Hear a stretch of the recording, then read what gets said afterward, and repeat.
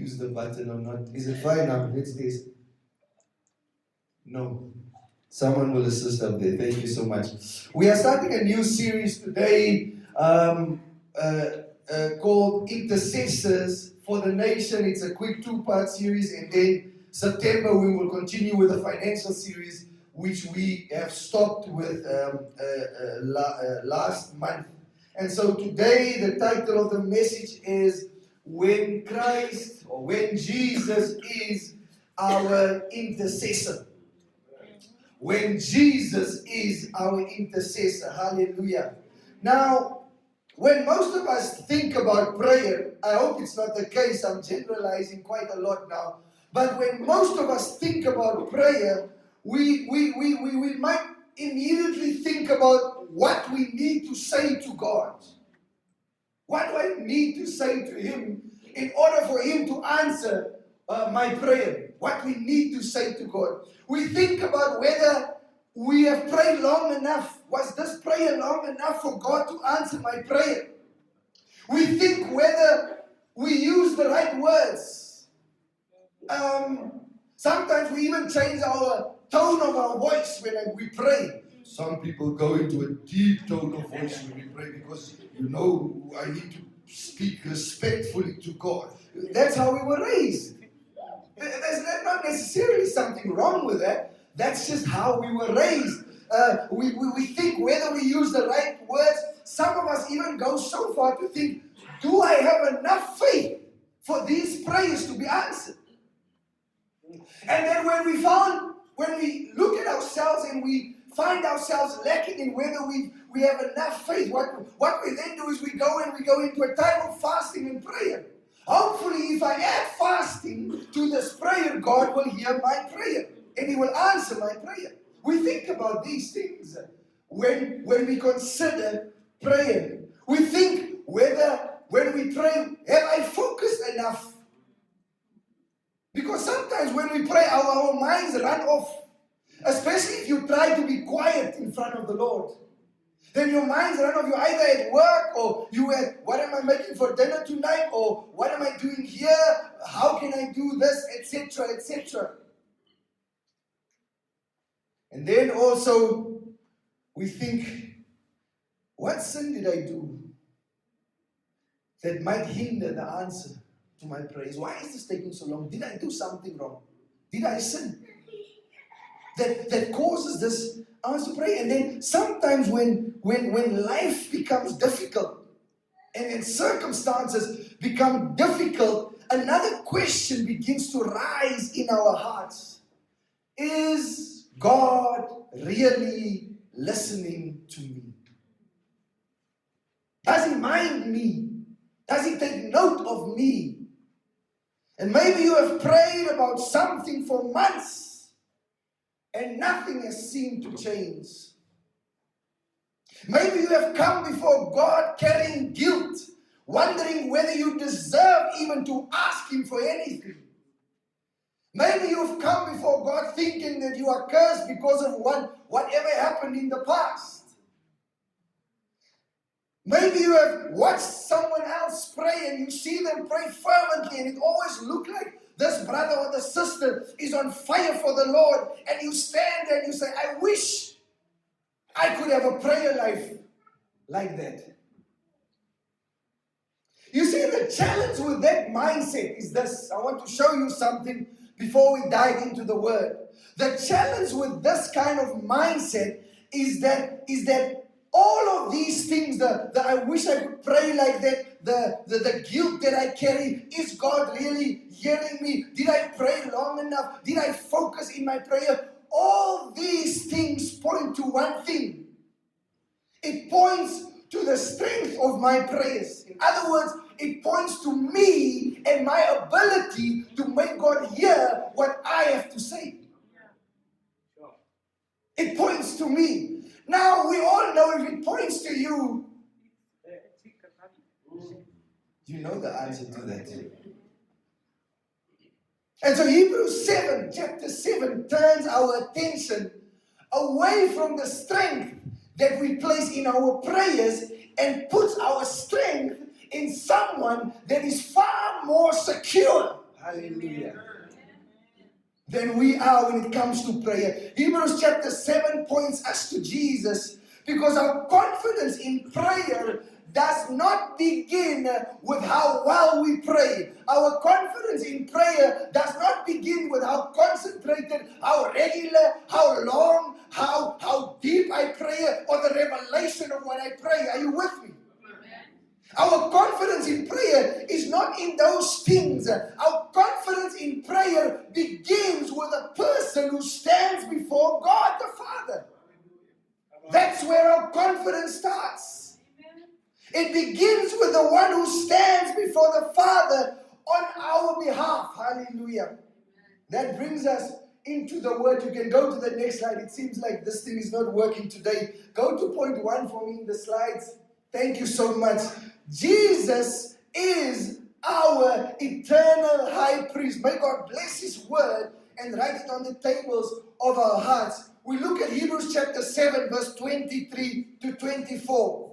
You see, if our confidence in prayer rests on the one who stands before the Father for us, then we must ask the question first, who is this priest?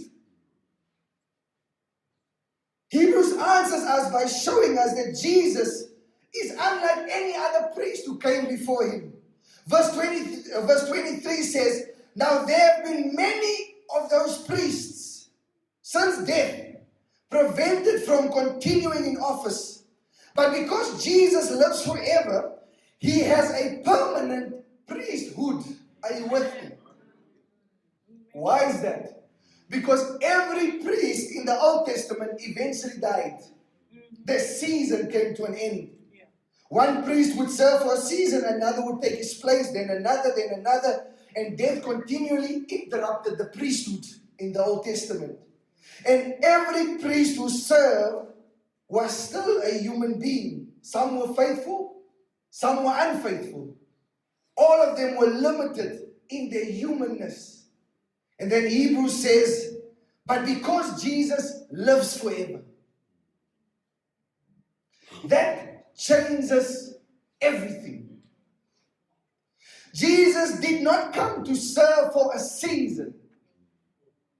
There will never come a day when heaven announces that someone needs to replace Jesus' place. We need a new priest up here. There will never be another great high priest. There will never be another successor.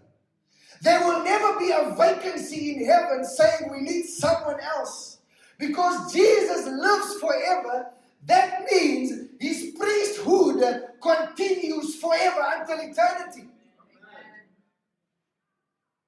The one who died is alive. The one who rose from the grave is still alive. The one who represents his people before the Father remains there, representing his people forever.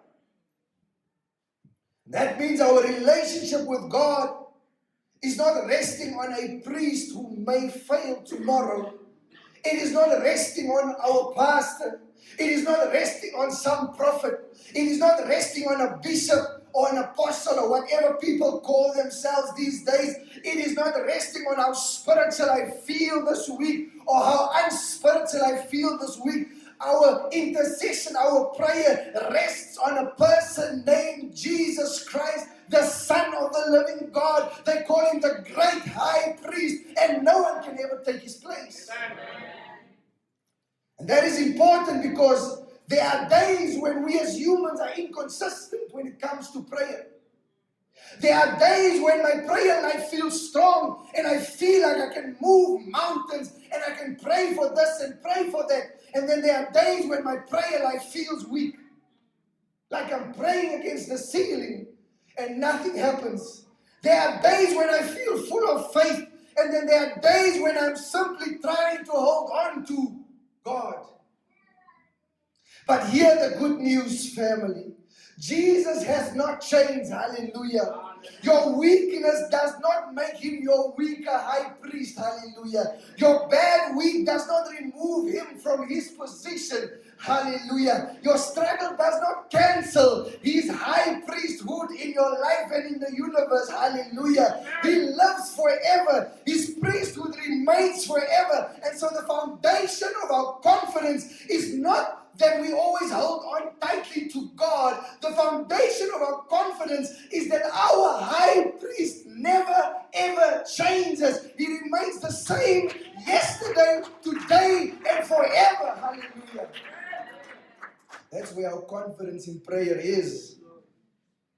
And once Hebrews establishes that his priesthood never ends, verse 25 tells us what that means for us.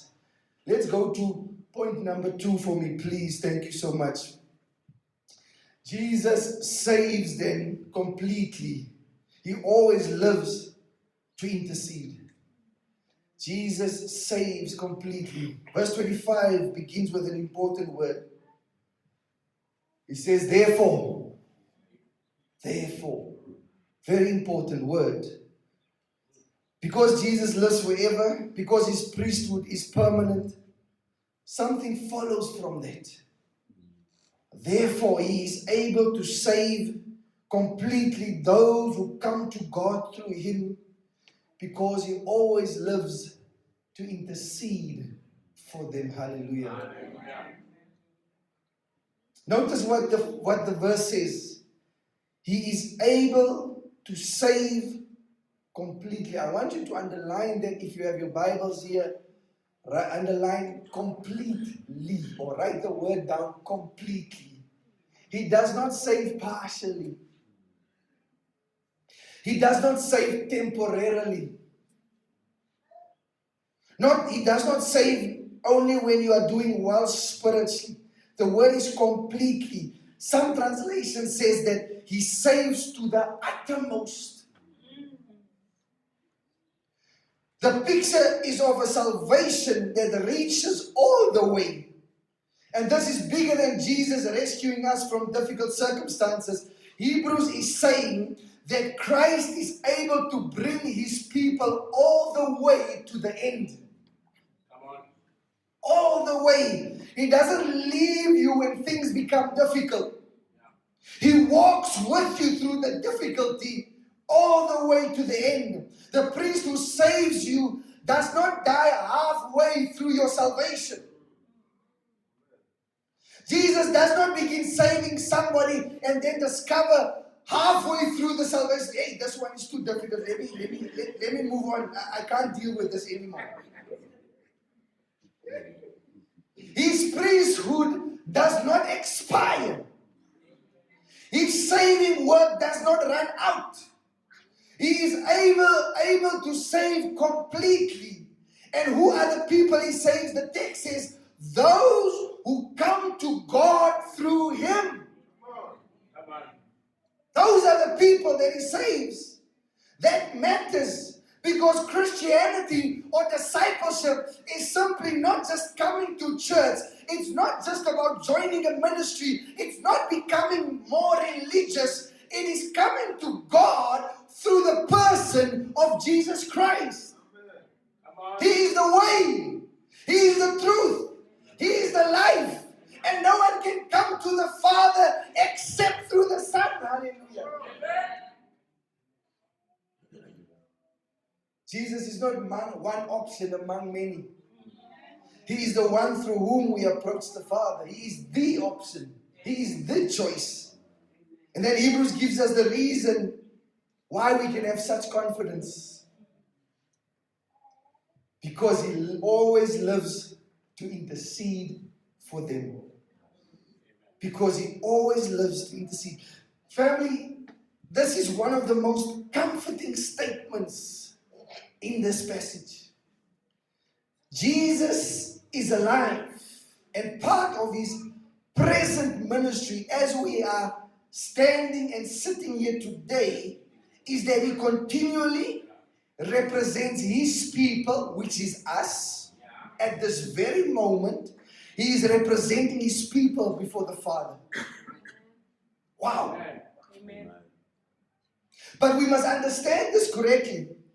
Jesus is not trying to convince an unwilling Father to love us, to engage with us. He is not standing between us and an angry father saying, please do not destroy them, please don't hurt them. That's not what he's doing. The Father himself sent the Son. The cross has already dealt with our sin. Whether you still do it or not, the cross has dealt with our sin. The sacrifice has already been made. We don't need to make another sacrifice. And so Christ does not need to die again. In other words, his intercession means that the risen Christ continually represents his people before the Father on the basis of the finished work on the cross. He died and he rose again. On that basis, he continually represents us before the Father. Paul speaks about the same reality in Romans chapter 8. He says, who then is the one who condemns? Who then is the one who condemns? No one. Why? Paul refers to exactly the same thing we just said in Hebrews now. Christ Jesus, who died, more than that, who raised to life, is at the right hand of God, doing what? Interceding. Amen. And even during his earthly ministry, Jesus gave us a glimpse of this interceding heart in the way he prayed for Peter. Before Peter denied Jesus, Jesus said to him in Luke chapter 22. Show Luke chapter 22 then, please. Simon, Simon, Satan is asked to sift all of you as wheat. But I have prayed for you, Simon, that your faith will not fail. Peter was about to fail badly. Jesus knew it. Peter did not realize yet how weak he was. But Jesus was already praying for him. Somebody needs to hear that today. There are moments when you feel, when you do not even know how vulnerable you are. There are moments where you do not even know how weak you are. You don't realize. There are battles around you that you cannot see.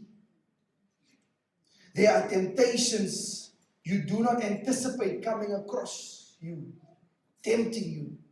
There are seasons when your own prayers seem weak, but your confidence does not rest only in the fact that you are praying. Your confidence rests in the fact that Jesus is interceding for his people. Hallelujah. And so when you come before God, you do not come because you can say impressive words. You do not come because you are eloquent in speech. You do not come because you are smart and you have some degree in something, in some academic way. You do not come based on what you can achieve and how you have achieved it. You come through Jesus Christ. You come because of Christ. You come as a representative of, as someone who has been represented by Christ. And that's why every believer can pray with confidence. Hallelujah. Not because our prayers are perfect, but because our high priest is perfect. Hallelujah. Finally, let's go to point number 3. Those who are carried by Christ now learns to carry others in prayer. I want to say this again. Those who are carried by Christ now learns to carry other people in prayer. You have been carried, now you carry others. That's basically what it says.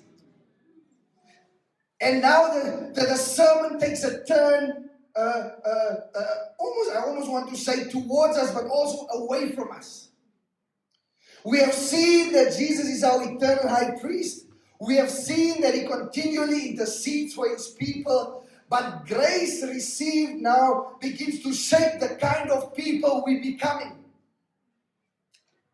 If Christ carries his people before the Father, then those who belong to Jesus begin to reflect something that is in the heart of Christ. Now we must be clear. Hebrews does not say that we become high priests like Jesus. We do not become mediators like Jesus. We do not replace his priesthood. There is only one Savior. There is only one mediator.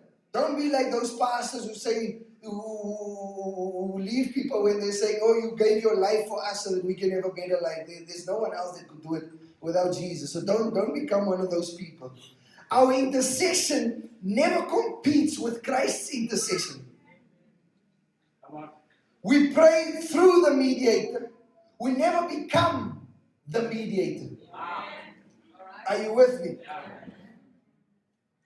And so the rest of the New Testament shows us that those who have been brought near to God through Christ become a people of prayer who prays for others. I want to show you in 1 Timothy chapter 2.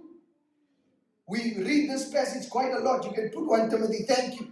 I urge them, first of all, Paul talks to Timothy here, that petitions, prayers, intercession, and thanksgiving be made for who? For all people. Are you with me? And then he talks about, he becomes specifically for who? But for all people. And then a few verses later, Paul reminds us why we can pray this way.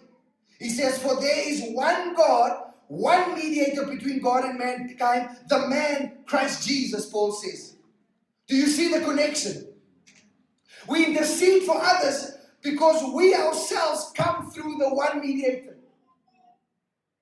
We bring people before God because Christ has brought us near to God. Peter says something remarkable about the church in 1 Peter 2 verse 9. He says this, put 1 Peter 2 verse 9 there. I don't want us to miss on this. He says, but you are a what? Chosen people. A what? A royal priesthood. A what? A holy nation. A what? God's special possession, that you may declare the praises of him who called you out of darkness and into this wonderful light. I want to read this again. This is exactly who you, if you don't know who you are, if you are in Christ, this is who you are. You are a chosen people. You are a royal priesthood, a holy nation, God's special possession, that you may declare the praises of him who called you out of darkness into his marvelous light. A royal priesthood. Through Christ, we have been brought near to God. And because we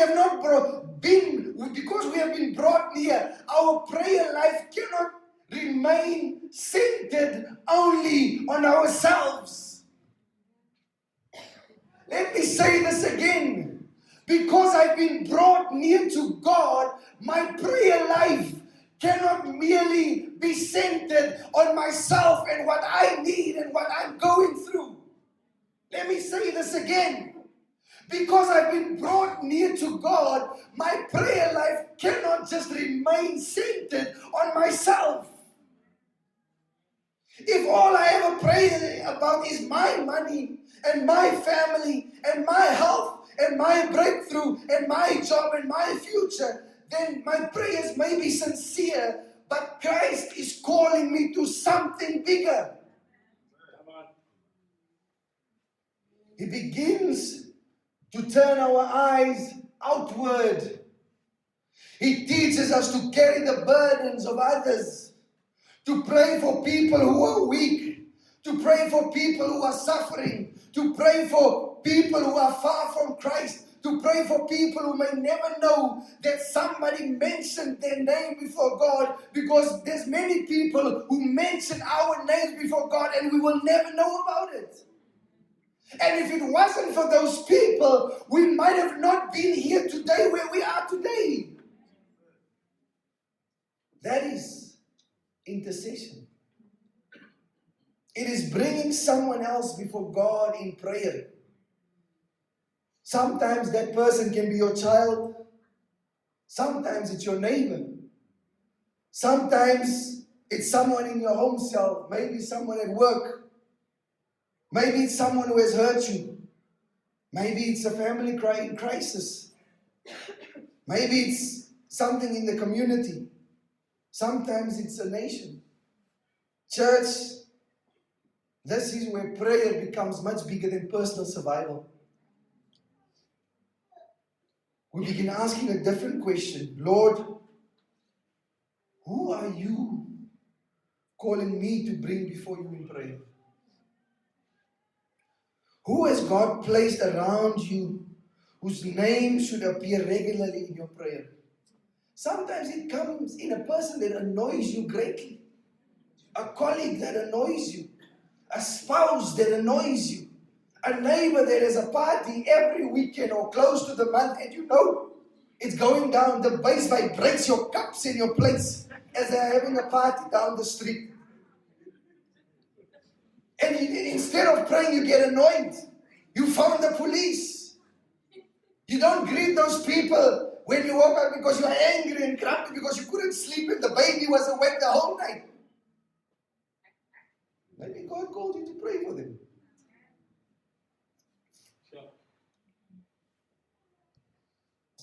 Lord, who are you calling me to bring? Who are you calling me to bring before you in prayer? Who is far from Christ while you already know him? Who is in the street? Who in your street needs someone to bring their household before God? People are going through things. Who in your workplace needs somebody to quietly intercede for them? Even if it's your boss, if you hate your boss, you pray for your boss. If he's a bully or if she's a bully, pray. God allows that pressure on you to push you to pray for them.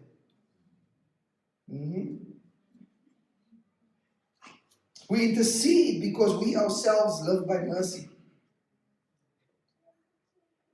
We know that it means what it means to need grace. We, as God's people, we know it.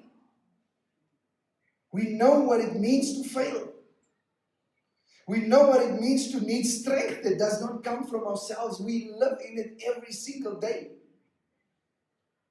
And so the mercy we have received begins to produce mercy towards others, or should begin to produce mercy towards others, because we know how our lives, we understand mercy, we know what our lives would be without mercy. And this is how a church, a family, becomes an interceding church or an interceding family. Not merely because we add another prayer meeting to the calendar, but because ordinary believers begin carrying ordinary people before God every day. When fathers begin praying for their households, when mothers begin carrying their children before God, when young adults begin praying for their friends, when business people begin praying for colleagues and employees, when home cells begin carrying their neighborhoods, when the church begins crying out for Midrand, for the salvation of this community, when believers begin praying for South Africa and the nations around it, when prayer moves from being merely an event on our program to become part of who we are, that is when we pray. So the question I want to leave in your heart today is very simple. Lord, who are you calling me to bring before you in prayer? You need to write that down. Make it a point this week where you ask yourself every day, Lord, who are you calling me to bring before you in prayer? Hallelujah. Family, before we leave this passage, Hebrews gives us one more reason why Jesus is the perfect high priest. Verse 26 describes him as holy, blameless, pure, set apart from sinners, and exalted above the heavens. The priest who intercedes for us is not another sinful priest who needs forgiveness for himself. He is holy. He is blameless. He is pure. He is exalted. Verse 28 tells us that he's the Son who has been made perfect forever. Then verse 27 says this: He sacrificed for their sins once and for all when he offered himself. The priest of the Old Covenant or the Old Testament brought sacrifices to God. Jesus brought himself. He laid down his own life.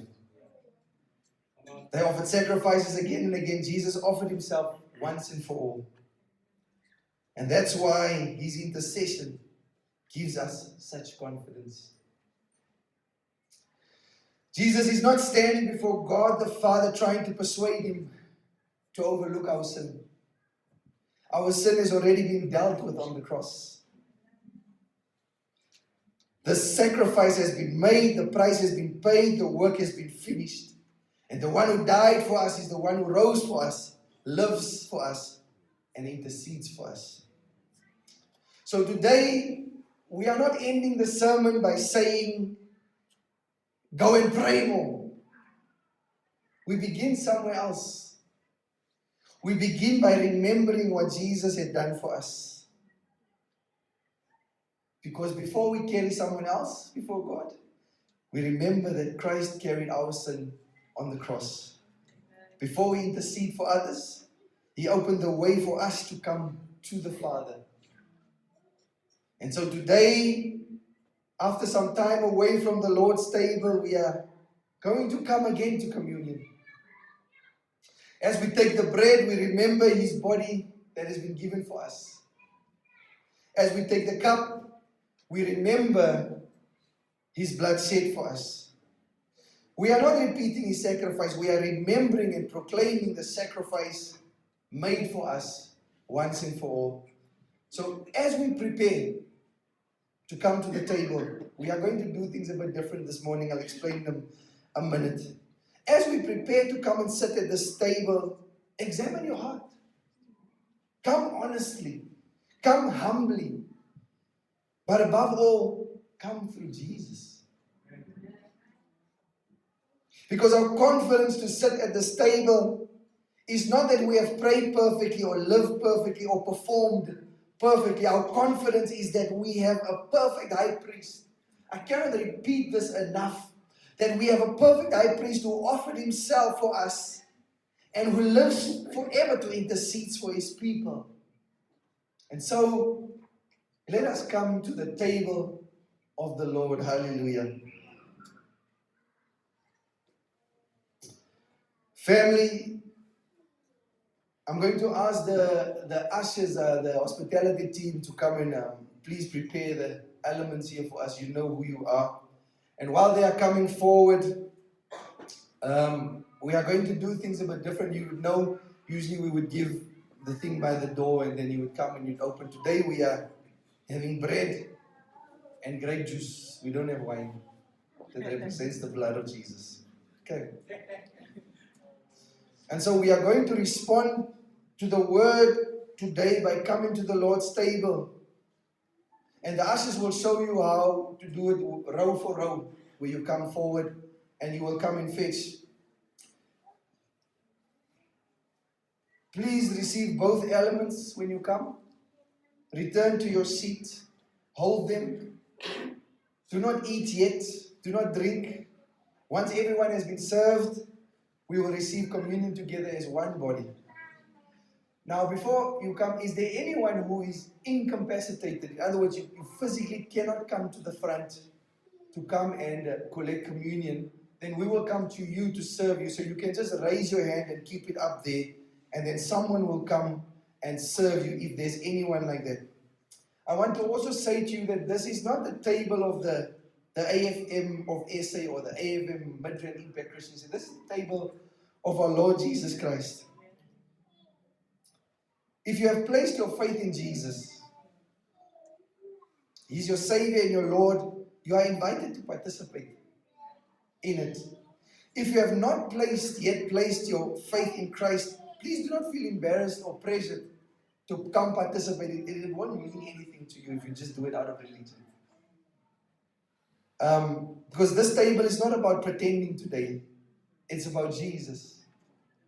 And so before we begin moving, I want us to just take a quiet moment before the Lord.